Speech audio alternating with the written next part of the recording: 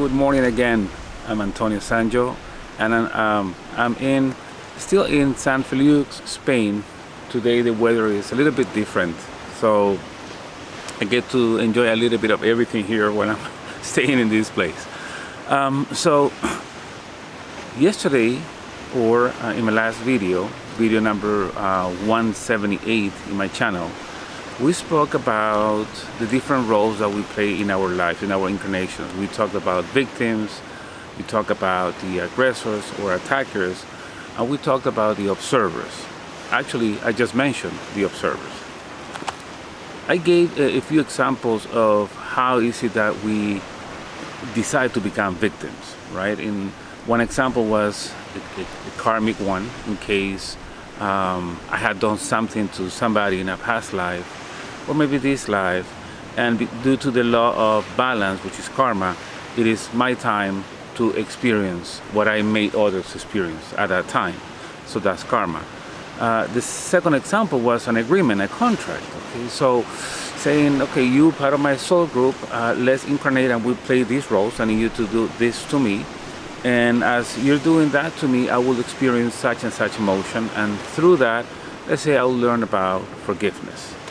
That's example number 2. Example number 3 is when being the attacker or the aggressor, as my body dies in that life and as I go back to the spirit world, I realize that what I had done was let's say, terrible. At least that's what I thought as I was leaving my body, that it was terrible. I don't deserve forgiveness. There will not be enough time for me to make up for this, to forgive myself. And when we do that, we're basically sending a command, because we also explained that soul does not understand time. I also explained that for the soul, it's just one life with experiences in different bodies. So as I reincarnate in future lives, I will carry that command with you. I will not forgive myself, and basically, and at the subconscious level, I will sabotage myself in my next incarnations. I also explained that, in my humble opinion, victims do not exist. We decide to play that role, and sometimes we allow a negative emotion to get associated with that event, and that's basically causing some trauma, right? So today, I would like to talk to you about the observer and how is it that role affects us in our life. So stay tuned, we'll talk about the observer.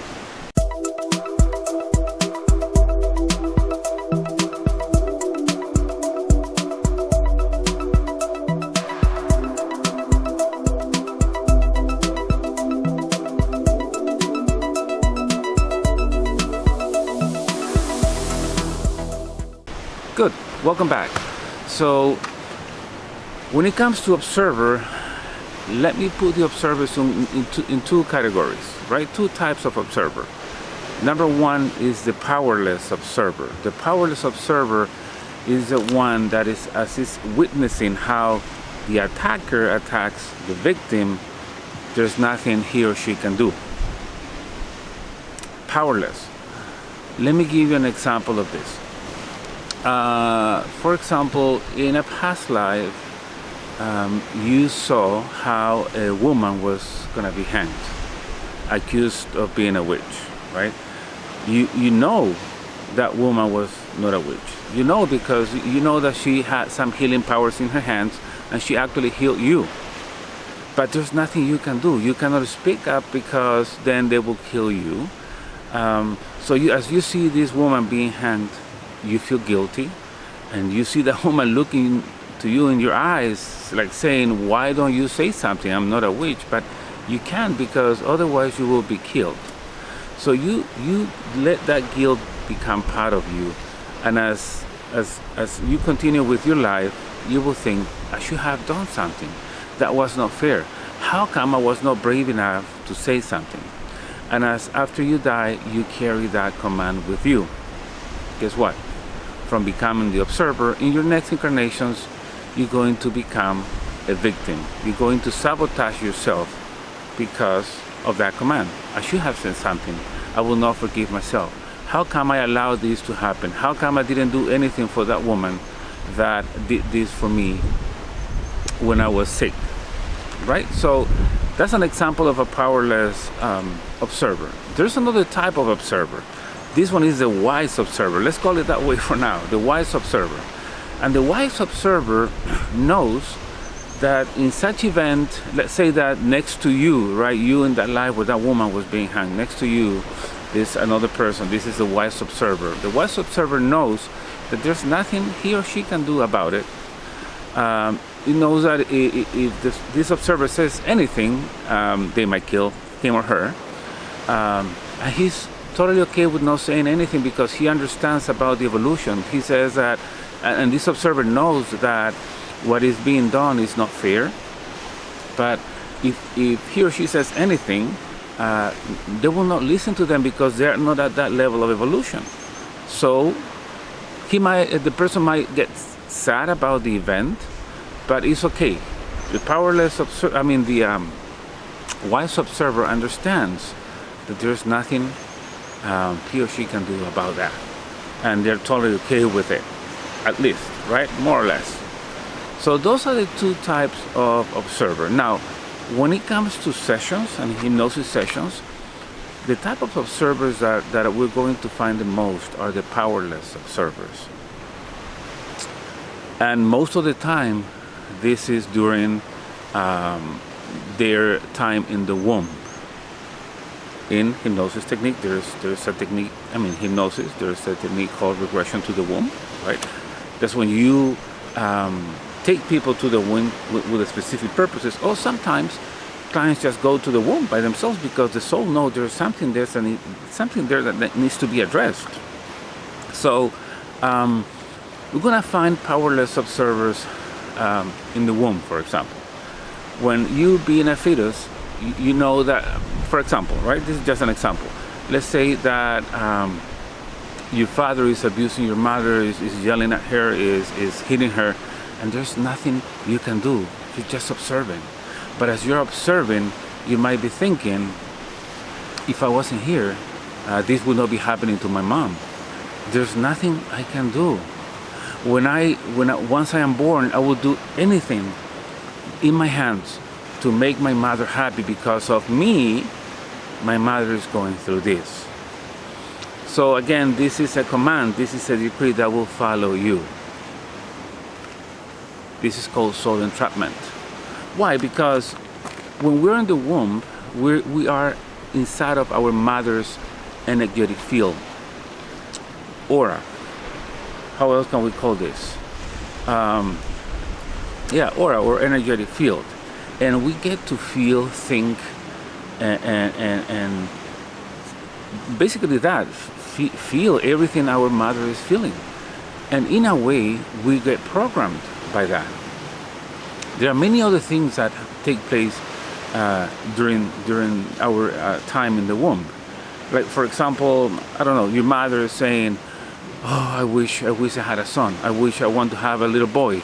And you know you're going to be a woman, right? So what you do is, as soon as you're born, there's nothing you can do. You cannot change that. You're going to be a woman. You will do anything possible in your hands to please your mother. We get programmed. But that's a little bit different. So soul entrapment, right?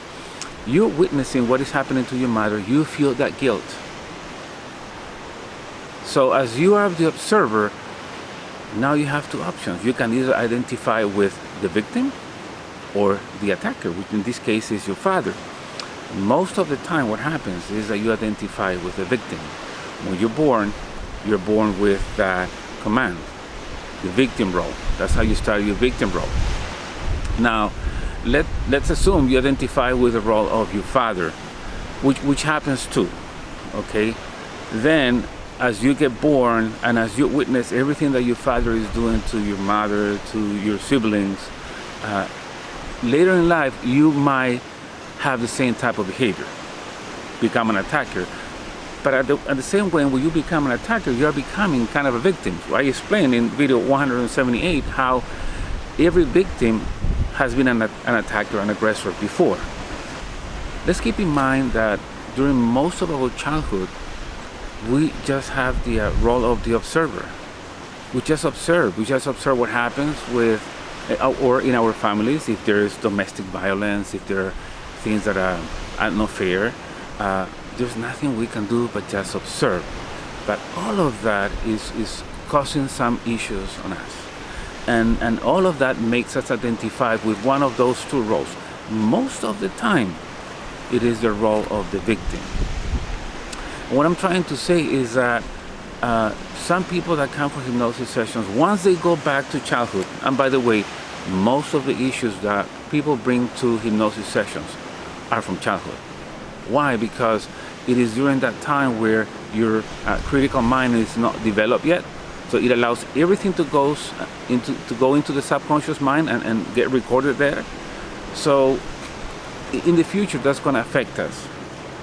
But that's a different topic. That's how everything in our subconscious mind is going to trigger us in the future. And sometimes we don't even understand, why am I being triggered this way? Nothing has happened to me, but it's because of childhood issues. So again, a lot of the things that cause issues to us during our adulthood took place, or the origin was in our childhood, because we just were observers.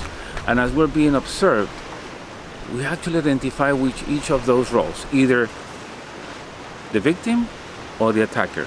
But in the end, it doesn't matter which role we play. All of them are intertwined, they're interconnected. And at a certain point we'll be victims, at a certain other point we'll be attackers, and we'll also be observers. And from each roles we're going to learn, and from all these roles we're going to experience something. And from these roles we'll be able to get some lessons. That's what I wanted to share with you about the different roles that we play in our lives. And that is very important that we understand the purpose of each specific role. And remember that this life is a theatrical play, just like a movie, where just characters playing different roles. And as long as we understand it's just a role, it's a temporary role, and there's a purpose for it, just try to understand the learning behind it. Once you understand that, get ready for the next lesson. As I said in my last video number 178, this planet is a school. Just like there are many other planets and some even dimensions where we go to experience different things. But we're in planet Earth is one of the most challenging ones, according to what I have been told, because we came here to experience something that we cannot experience in spirit form, emotions. And one of those, in my opinion, the most challenging emotion that we can face here is fear. But fear is just an illusion. All we need is on the other side of fear. So thank you again for watching this video. I appreciate the comments you put on my previous video. It actually encourages me to do more of this. So I'll try to do it from time to time to talk about different concepts that we manage as we facilitate our sessions to guide our clients in the best possible way. If you're interested in any of the classes I teach, introspective hypnosis classes, go to my website, antoniosangio.com. This year I'll be in Los Angeles in April. June is going to be Sydney, Australia. July is going to be the Netherlands. Those classes are in English. And in August I will be back in France, in Paris. That class, I will be speaking English, but it will be translated to French, and all the material will be in French, and the videos will have subtitles in French. So what I'm trying to say is that that class is designed for French-speaking people. Anyway, thank you again for your patience as I'm sharing this knowledge. See you next time. Bye.